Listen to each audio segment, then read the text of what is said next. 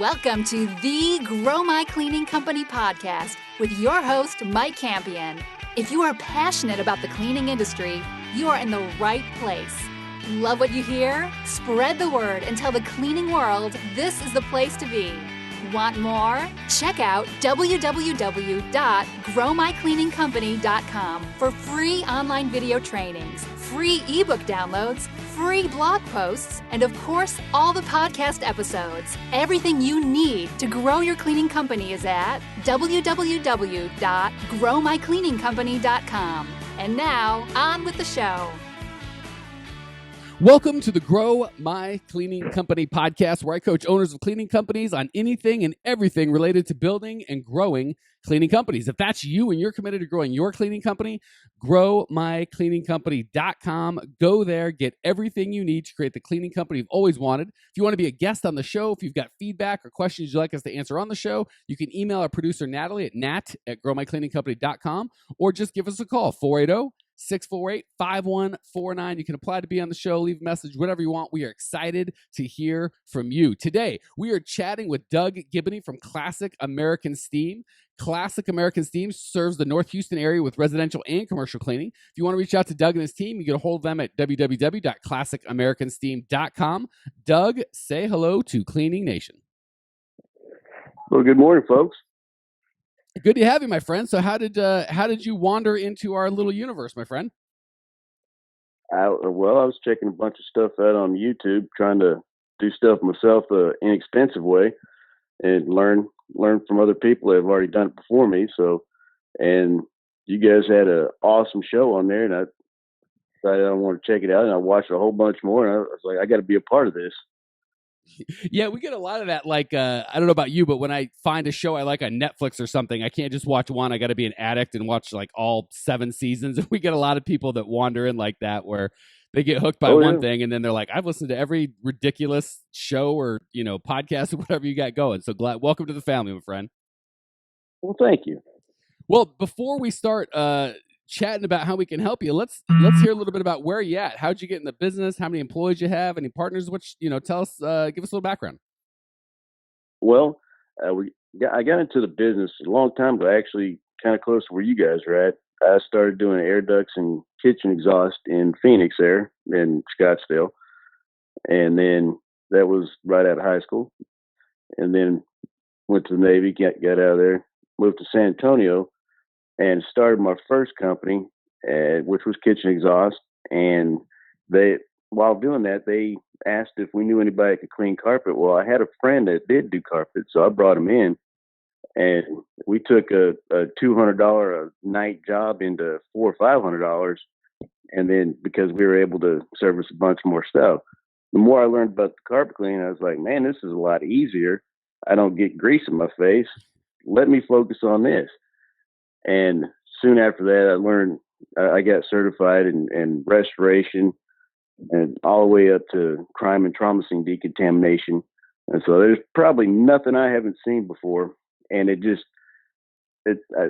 started back in the late 90s. So I've just progressed along. I've worked with a bunch of other companies, growing them. And it was about time that I said, hey, let me do this for myself this time. I'm going to stop being somebody else's contractor, making them rich. I like working with the customers, especially restoration, and the homeowners that get to see what we do, and it's pretty powerful. They see you take care of their house. They paid a lot of money for and worked hard for, and you care as much as they do, and then you make them proud of it. And so then that's job satisfaction, and we get paid for it. So I just kind of took that for the next 20 years, and now I've got my number 2 guy is Cody. And I tell you what, the marketing wizard that guy is, now we're at a point where, what do we do next? All right, beautiful. Well, you are in the right spot. Just to be clear, so do you do mostly disaster restoration, mostly janitorial, mostly maid service? What's kind of your business look like? No. Mostly it's carpet cleaning and tile grout cleaning. And then we are stone experts. We clean, polish, hone natural stone, granite countertops, marble, travertine, anything natural stone. We've got one of our employees is 25-year veteran doing nothing but stone. So even if you got chips and cracks, we can fix it. And so we just like to bring that luster back out on there. But it's between carpet and stone is what we focus on. Okay, so you don't do a lot of disaster recovery. It's mostly just carpets, floors, like tile, all that good stuff? Mm-hmm. Okay. We do the restoration, but we are certified in it. Our focus is on the other because there's so many bait and switch people out there trying to get insurance money and all that. We like to take care of the people that need us. Okay. Okay, cool. And then do you do any janitorial work, or is it all just floors and carpets? Just floors and carpets and countertops. Okay, cool. All right. Well, and how many employees do you guys have right now? We got 4. Okay, cool. Plus yourself and Cody, or including yourself and Cody? That's with us. Okay, cool. That helps you just get an idea of where you're at. That said, let's talk about getting you to where you want to be. How can I help you today? Well, we're at a point where we want to add to our fleet, and we have a couple of people that want to be employees, but I want to bring them on and not give them enough work to do because we all got to eat. But I want to be able to do that, but I want to do it without incurring a lot of debt. And so we spend a lot of time trying to local market on the internet and things like that. But I mean, are we missing something? What else can we do to just grow inexpensively? Okay. That's a great question. I think it's something that a lot of Cleaning Nation deals with. So let me give you a couple things. First of all, I want to encourage you and everybody listening. There's a lot of this kind of fallacy of like, I got to take on debt, or if I could just find an investor, if I could get a bank to loan me. And I have usually a pretty big problem with that. And it doesn't sound like you've got that, but for the people out there listening, that I want to make sure this question goes answered when we set this foundation before we move on. You better have a really, really, really good reason for debt, and you better be able to do the numbers that, I need to buy a truck mount, which is $40,000, and that's going to be $800 a month, and this thing should be able to produce $6,000 in revenue, and I've got a plan for, and all that good stuff. And even then, I'm cautious. But a lot of guys are just like, I want to have debt for advertising or to quote unquote grow my company, but they don't really have a goal for that debt. Good thing is most time banks won't lend it to them because it's a bad idea. But if you do have that and you don't have a plan, that becomes a problem, because what happens is the debt, instead of being creative and thoughtful with your money because you didn't earn it, it just came in as debt. It's so easy to waste it, and then what happens is you don't grow your company, you've got the debt, and now you're really in a bad spot. So I'm not saying debt for all companies of all times is always a bad thing, but I am saying for the cleaning industry, the way our cash flow works, it's not a debt. It's not like you have these big receivables or you've got this huge equipment need. You've got to spend $1 million to open a manufacturing plant. The way our business is set up, and this is one of the reasons I choose to coach it, is you should be able to grow with internal cash flow. So I guess the first part of the answer to your question, Doug, is yes, you're on the right track with saying, I want to grow this and I don't want to take on debt. The kind of implied question is that possible, and is that a good idea? And my not implied but flat out answer is yes, it's absolutely possible. That's what I coach people to do every day. And yes, it's a good idea. Debt in our kind of industry, unless there's a really good reason, and 9 out of 8 reasons are not good, that's a terrible idea. So yes, you can do that. Does that help kind of set the stage? Yes, it does. It's awesome. Okay, yeah. So I just want to encourage you emphatically that you're on the right track with that. Second piece is billing. And we've kind of got 2 different camps of listeners, or 3 really. We got the janitorial, the residential, janitorial, the maid service, and then the carpet, floors, tile, hardwood, all that good stuff. With all the janitorial and maid services, I think I've done a couple episodes on this that you can go get. The one with Mike Coy on cash flow is a really good one. But we talk about how to set up your billing so you're billing in advance instead of backwards. And that does a lot of good things. So instead of, and we'll get to you, I promise, Doug, because right now you're going, well, yeah, that's not how my business works. Or maybe it is. We'll talk about that. But for janitorial and maid service, absolutely you should be billing on the first of the month for the upcoming month. That way you don't do collections, you don't have bad debt, you're not begging people for your own money, and you're not negative on cash flow where you have to front payroll and then go try and chase that money. So, Doug, are your accounts mostly one time, or are they monthly accounts, or what is your kind of setup of how you do your business? I mean, a few of the commercial ones are are monthly or quarterly. Because I like how you said that, send the bill out before. It makes a lot of sense. The residentials mostly are one time, but we have, because of our reputation, we have a large amount of repeat customers that some of them just call us because they want to say hi to us and come out every 3 or 4 months. But then we have a couple people that just like having white carpet. But I mean, and they'll pay at the time of the service or when we're finished with it. And then we do have a couple that we do at nighttime that they usually pay at the time, but they would prefer billing, which I'm not opposed to. But now that you say bill them ahead of time, we know we're going out there, so that makes a lot of sense. Yeah, and I would definitely be opposed to a billing system because now you just tell them, say, hey, I've got to now hire and spend that my cash flow decreases, which costs money. B, I've got to hire people to spend money to bill you, and you've got to hire people to pay me. So it's just a lot more expensive all around. We don't do that. So yeah, I would definitely kind of have them pay in advance. That way there's just no headache. And for those of you who are thinking, well, how can I get paid quicker than at time of service, right? If you've got these monthly or quarterly people, but monthly, it's kind of easy to go, I'm going to bill you at the first, and whatever day we come out doesn't have nothing to do with it. You're going to pay on the first every month. Makes their life easy, makes your cash flow good. Another way to even kick up cash flow, another kind of step is, and I really like this for carpet cleaners because you guys, one of the big benefits of janitorial maid services is a kind of ongoing cash flow, right? If you can wake up on the first of the month and know I've got $28,000 coming in, and if you have your book set up right by the second or third, you've got $28,000 in cash in your pocket, and now it's just you've got the rest of the month to provide that service. So that's the nice thing about janitorial. It's hard to duplicate that in carpet and floors, but the way you do that is if you've got something that goes quarterly, and say it's a $500 quarter service for that's $2,000 a year, you can do a couple things. You can say, hey, if you want to prepay all that now, it's $1,700. So you give them a big discount because now, A, there's zero chance they're going to go anywhere else or change their mind or decide they don't want to use you anymore. B, your cash flow just went up. You get to use that money all year, and you don't have to provide the service, until it's due.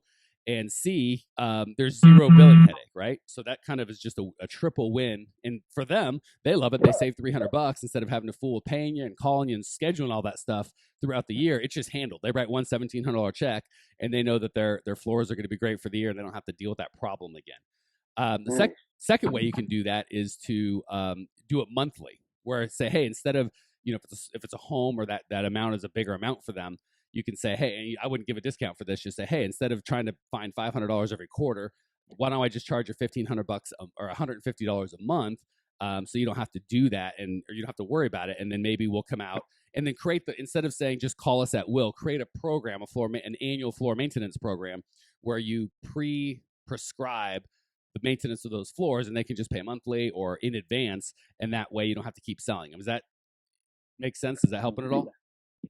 Well, it does, because that puts some cash in your hand right now, and then that helps with scheduling too. So I like that. Helps with that, and then again, there's zero chance that they're going to go somewhere else, right? Because they're all going to say, "Oh, we'll call you in 3 months," but maybe they get busy and call you in 6. Maybe someone else puts a flyer in their door for a free cleaning, and they skip this. Who knows maybe they drop dead. Who knows, right? But once you get them on the system, your retention rate goes from, it sounds like you had a good retention rate, maybe it's 60, 70, 80%, goes to like 99%, right? Because you've got that handled. So there's manifold benefits coming from that. All right, the next piece I want to hit, and then we'll hit the lightning round, is on the advertising side. When you said you want to grow cheap, or you don't want to spend a lot of money, am I putting words in your mouth, or was that a concern? Oh, no, that works. Okay. And again, I've only heard that 1,000 times. So it sounds really familiar. Not everyone always, thinks they're the only one. I've never had anyone come to me and go, I've got unlimited marketing budget. Let's just, what do you got? 10, 20, 100 grand a month? Let's just go, let's do this. So everybody thinks they're the only ones that, has to grow cheap. The big concept I want you to get, there's a bunch of different podcasts on the show where you can hear kind of specifics, but the big underlying concept that you got to get is the only advertising that's expensive is advertising that doesn't work. So say I've got advertising option A and it's $500 a month, and advertising option B and it's $3,000 a month. Most people are going to go, I can't afford the $3,000. I got to go with the $500, or even the $500 sounds expensive. That's the wrong answer, and you're not asking the right question. The right question is, well, what return do I get on my investment, right? If that $3,000 you knew was going to bring back $10 for every dollar you sent out, was going to bring $30,000 of revenue, now you get a different problem. How do I hire all these people? But that's a good problem to have. If that $500 was going to bring in only $500 worth of people, you might consider it, but it's a different picture. And what if I said, I don't have enough money for that. I only have $100. Okay, I've got a $100 program. You're like, great, I'll take that one. Well, that one doesn't bring any business. You just give me the $100 and that's the end of the transaction. So and unfortunately, people don't think of that. It's always budget. What can I afford? But you've got to think about it is if it doesn't bring a return, you can't afford anything. None of us are big enough where we can just give that $100 and get zero return, right? You just can't do it. And very few of us have the opportunity where if I said, hey, you give me $1 and $10 will come back, you can only leverage that so much. But that's really what you want to look at in terms of what is my return. So if you know that you put $1 out and get $2 back, what's your advertising budget? I mean, it's infinite, right? It's really only kind of absolutely. Yeah, you can spend as much as you want. So you've got to really look at advertising or marketing or client attraction systems, which is what I call them, because you don't want to advertise or market and try and jam your market down, your message down someone's throat. You want to attract clients. So I like client attraction and I like systems. So it's not, well, we'll throw $100 at Yelp. We'll try, a couple $100 at Google AdWords. Some guy tried to come in and hawk me radio time. We'll buy that.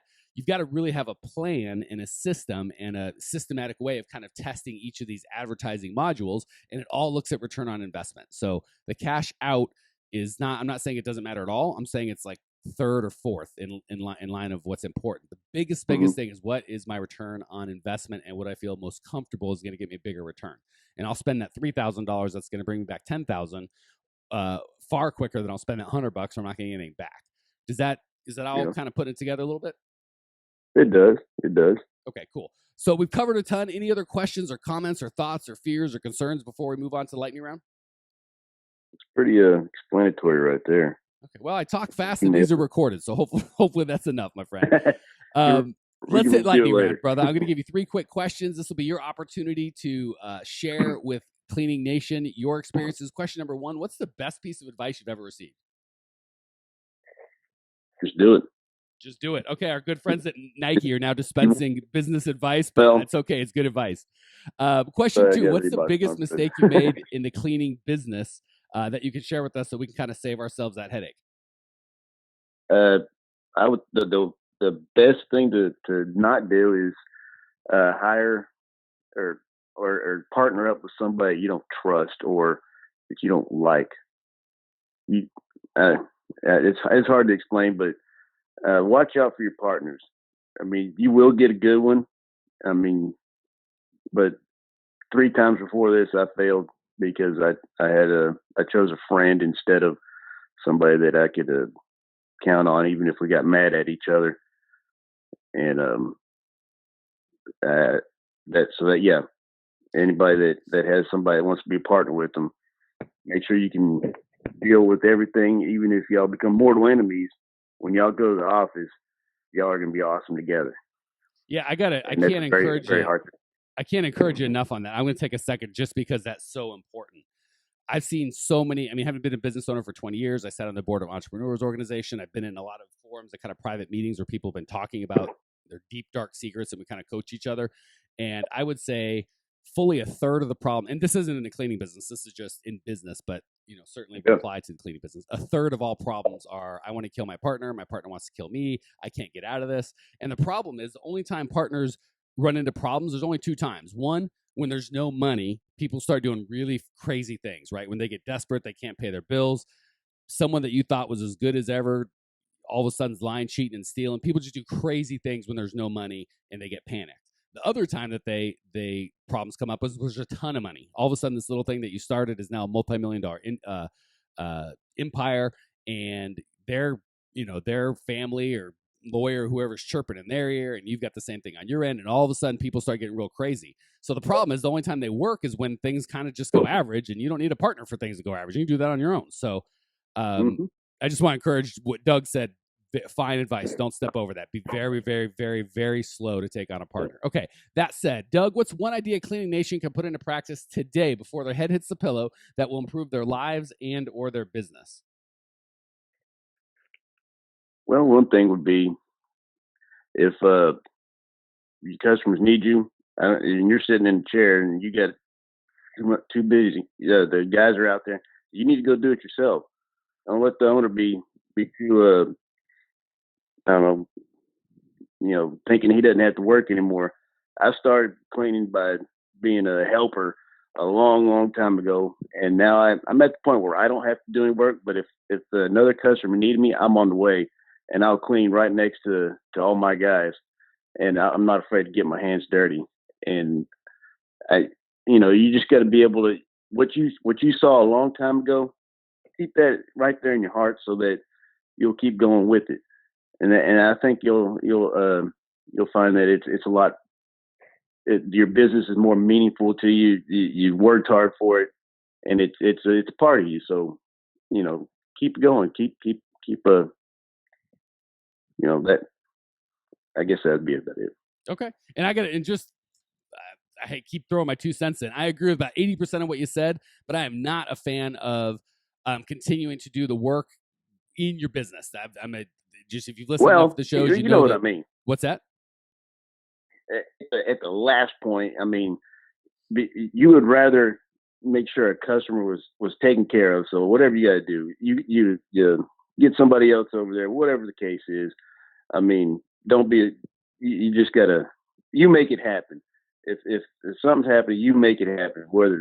And I mean, I'd go do the work if I didn't have anybody else. Because I mean, right now we only got 4 folks, but later on in life, I might be old. Obviously, I won't be able to do it, but I will be able to get somebody over there to make sure they're taken care of.